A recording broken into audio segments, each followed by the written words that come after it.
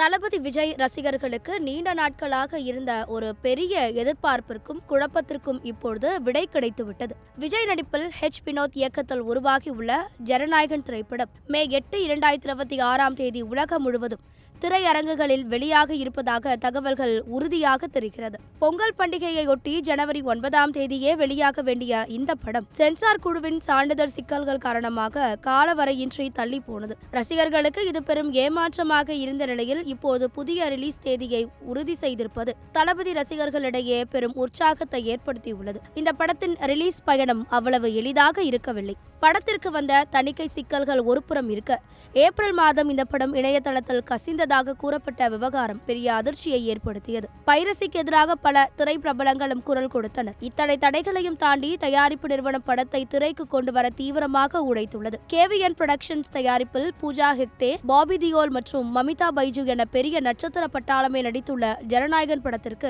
ரிலீஸுக்கு முன்பே மிகப்பெரிய வரவேற்பு உள்ளது. படம் தள்ளி போவதற்கு முன்பே இந்தியாவில் மட்டும் 2 லட்சத்திற்கும் அதிகமான டிக்கெட்டுகள் விற்று தீர்ந்தன என்பது விஜய்க்காக ரசிகர்கள் எந்த அளவுக்கு காத்து கொண்டிருக்கிறார்கள் என்பதை உணர்த்துகிறது. ஜனநாயகன் படம் ஏன் இவ்வளவு ஸ்பெஷல் என்றால், விஜய் முழுநேர அரசியலில், அதாவது தனது தமிழக வெற்றி கழகத்தில் தீவிரமாக செயல்படுவதற்கு முன்னதாக நடிக்கும் கடைசி திரைப்படம் இதுவாக தான் இருக்கும் என்று பரவலாக பேசப்படுகிறது. எனவே இது வெறும் படமாக மட்டும் பார்க்கப்படாமல் தளபதியின் திரை பயணத்தின் கடைசி மைல்கல்லாக கருதப்படுகிறது. அந்த பிரம்மாண்ட எதிர்பார்ப்பை இந்த படம் பூர்த்தி செய்யுமா? திரையரங்குகளில் விஜய் ரசிகர்களின் கொண்டாட்டம் மீண்டும் களை கட்டுமா என்பதை அறிய மே 8 வரை நாம் காத்திருக்க வேண்டும். தயாரிப்பு தரப்பில் இருந்து அதிகாரப்பூர்வமான அறிவிப்பு இன்னும் ஓரிரு நாட்களில் வரும் என எதிர்பார்க்கலாம்.